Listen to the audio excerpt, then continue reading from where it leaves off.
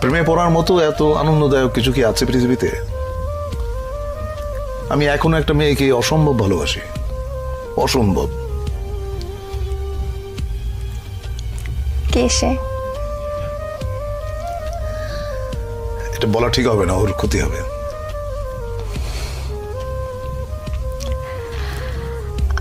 আমরা কি চিনি? চেনো হয়তো। আপনার কাছে প্রেমের সংজ্ঞাটা কি? প্রেম আপনি কিভাবে অনুভব করেন? প্রেম হচ্ছে স্বর্গীয়। এইটা মানুষের ভেতরে প্রেমের যে অনুভূতি, এটা পবিত্র এবং স্বর্গীয়। প্রেমের চাইতে ভালো বিষয় মানব ইতিহাসে নাই। আমি শুধু মানুষের প্রেমের কথা বলছি না। একটা মানুষ একটা বৃক্ষের সঙ্গে প্রেম করতে পারে, একটা মানুষ তার বাসার জানালার পাশে যে গাছটি আছে সেখানে যারা দোয়েল পাখি বসে, সে তারও প্রেমে পড়তে পারে, তাই না? সাধারণত আমরা প্রেম বলতে বুঝি খুব ছোট্ট কথা, সেটা হচ্ছে যে একটা ছেলে একটা মেয়ে। ব্যাপারটা কিন্তু সেরকম না, তাই না? ধরো যেমন আমাদের প্রফেট, তার সঙ্গে আল্লাহর যে প্রেম, এটাকে তুমি কিভাবে ডিফাইন করবে? এটা ডিফাইন করা সম্ভব না। You have to feel it in your heart. প্রেম হচ্ছে এরকম। আমি একটু মানব প্রেমের মধ্যেই থাকছি। অনেকে বলেন যে প্রেমে পড়লে হৃদয়ে হার্টে ব্যথা করে, অনেকের পেটে ব্যথা করে, অনেকের মাথায়ও ব্যথা করে। তো আপনার ক্ষেত্রে প্রেমে পড়লে সেই ব্যথাটা কেমন? সেটা তোমার মনে হয় যে পেটের উপর একটা প্রজাপতি নাচতেছে, এবং প্রেমের ব্যথার মতো এত মিষ্টি ব্যথা বোধহয় পৃথিবীতে নাই। তো প্রজাপতি নাচলে কেমন লাগে সেটা একটু আপনার কাছ থেকে শুনি। এটা তোমার সুরসুরি জাতীয় একটা জিনিস, এটা আসলে বোঝানো সম্ভব না।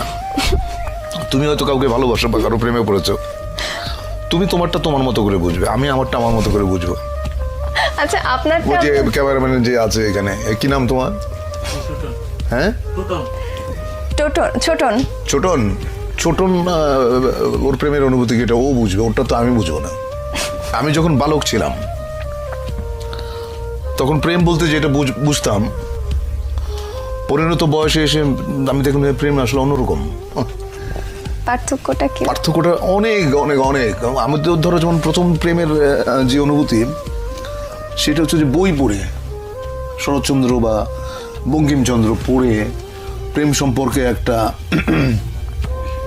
ধারণা মাথায় ছিল। ওইটা আসলে প্রেমের অনুভূতি না। প্রেমের অনুভূতি একেবারেই অন্যরকম, একেবারেই। এটা এক একজনের কাছে এক এক রকম, এটা কেউ কাউকে বলে বোঝাতে পারবে না। প্রথম প্রেমের কথা বলছেন, সেটা বইয়ের কথা বললেন, কিন্তু প্রথম মানব প্রেম যদি বলি সেটা হচ্ছে আমি তখন অনেক ছোট। কত বয়স? বয়স কত হবে তখন? এই ধরো 14-15। তখন প্রেমে পড়লাম এক গার্লস স্কুলের ম্যাডামের, যার বয়স ধরো আমার চেয়ে 20 বছর বেশি। ওইটা আমার প্রথম প্রেমে পড়া। প্রেমে বহুবার পড়েছি, বহুবার। প্রেমে পড়ার মতো আনন্দ বোধ আর কিছুতে নাই।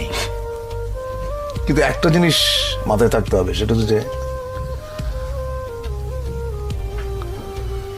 কাউকে হার্ট করে, কাউকে বেদনা দিয়ে প্রেমে পড়ার মতো এরকম গরিত কাজ বোধহয় পৃথিবীতে নাই।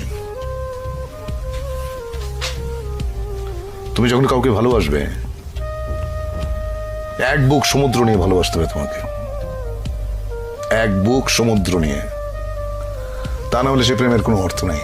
আমার কেন জানি মনে হয় যারা খুব সুন্দর করে কথা বলতে পারেন তারা অনেক সুন্দর করে লেখেনও। তা আপনি এত সুন্দর করে কথা বলেন, আপনি কেন লেখেন না? আমি সুন্দর করে কথা বলি কিনা জানি না, তবে আমি যেটা বুঝি আমি সেটা বলি। আমি মিথ্যে পছন্দ করি না। আচ্ছা, মিথ্যে কথা যে বলি না এটা বললে পাপ হবে, মিথ্যে মাঝে মাঝে বলতে হয়। এখন একটা মেয়ে দেখতে হয়তো অত ভালো না, সে হয়তো জিজ্ঞেস করলো যে আমাকে কেমন লাগছে, আমাকে বলতে হয় চমৎকার। এটা মিথ্যাচার না, এটা একটা মানুষকে তুমি যখন আনন্দ দাও এর মধ্যে পুণ্য আছে, সেই পুণ্যটা তুমি অর্জন করলা। আপনার প্রেমে কতজন মেয়ে পড়েছে যদি প্রশ্নটা করি? সেটা তো আমি বলতে পারবো না, সেটা মেয়েদের জিজ্ঞেস করতে হবে। আপনার কাছে কেউ এসেছে এরকম কিছু বলে? আমার যদি এখনো ফোন আসে এবং অদ্ভুত অদ্ভুত কথা। কেমন? একটা মেয়ে একদিন ফোন করে বললো আমাকে বিয়ে করেন। আমি বললাম তোমার বয়স কত? ও বললো আমার বয়স 22। আমি বললাম যে আমি তোমার ঠাকুরদার বয়সী, টেলিফোন রাখো। এখনো প্রচুর ফোন আসে এবং আমার খুব মানে খুব অদ্ভুত লাগে যে এটা তো বিয়ে করার বয়স না। আচ্ছা, তো আপনি বলছেন যে আপনাকে যারা ভালোবেসেছে কারা কতজন সেটা আপনি বলতে পারবেন না, মেয়েরা বলতে পারবে, কিন্তু আপনার কাছে যারা পৌঁছেছে, আপনার পর্যন্ত যারা পৌঁছেছে, তারা তাদের এক্সপ্রেশনস গুলো কিরকম ছিল আপনার কাছে? আমাদের ইয়ারমেট একটা মেয়ে ছিল, ওর সঙ্গে বহু বছর পরে, প্রায় 20-21 বছর পরে দেখা হলো। ওর হাজবেন্ডের সঙ্গে পরিচয় করা দিল। উনি আমার সঙ্গে হ্যান্ডশেক করে বললেন ও আপনি সেই। তো আমি তো বুঝি না আপনি সেই মানে। তো আমি বললাম আপনি সেই মানে? তখন মেয়েটা বলল, আমাদের ইয়ারমেট, সে বলল যে আমি বাসর রাতে আমার হাজবেন্ডকে বলেছি যে আমি হুমায়ুন ফরিদের প্রেমে পড়েছিলাম, কিন্তু 4 বছর একসঙ্গে কাটিয়েছি আমরা, ওকে বলতে পারি নাই। I was so amused. সে বললে কি হতো আমি জানি না। আচ্ছা।